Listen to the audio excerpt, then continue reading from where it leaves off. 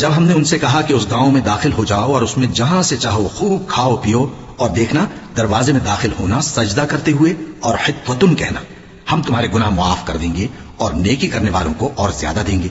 تو جو ظالم تھے انہوں نے اس لفظ کو جس کا ان کو حکم دیا تھا بدل کر اس کی جگہ اور لفظ کہنا شروع کیا، بس ہم نے ان ظالموں پر آسمان سے عذاب نازل کیا کیونکہ نافرمانیاں کیے جاتے تھے۔ اور جب موسیٰ نے اپنی قوم کے لیے ہم سے پانی مانگا تو ہم نے کہا کہ اپنی لاٹھی پتھر پر مارو، انہوں نے لاٹھی ماری تو اس میں سے 12 چشمے پھوٹ نکلے، اور تمام لوگوں نے اپنا اپنا گھاٹ معلوم کر کے پانی پی لیا۔ ہم نے حکم دیا کہ اللہ کی عطا فرمائی ہوئی روزی کھاؤ اور پیو،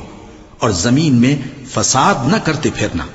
اور جب تم نے کہا کہ موسیٰ ہم سے ایک ہی کھانے پر صبر نہیں ہو سکتا، تو اپنے پروردگار سے دعا کیجئے کہ ترکاری اور ککڑی اور گیہوں اور مسور اور پیاز وغیرہ جو نباتات زمین سے اگتی ہیں ہمارے لیے پیدا کر دے۔ انہوں نے کہا کہ عمدہ چیزیں چھوڑ کر ان کے بدلے ناقص چیزیں کیوں چاہتے ہو؟ اگر یہی چیزیں مطلوب ہیں تو کسی شہر میں جا اترو، وہاں جو مانگتے ہو مل جائے گا۔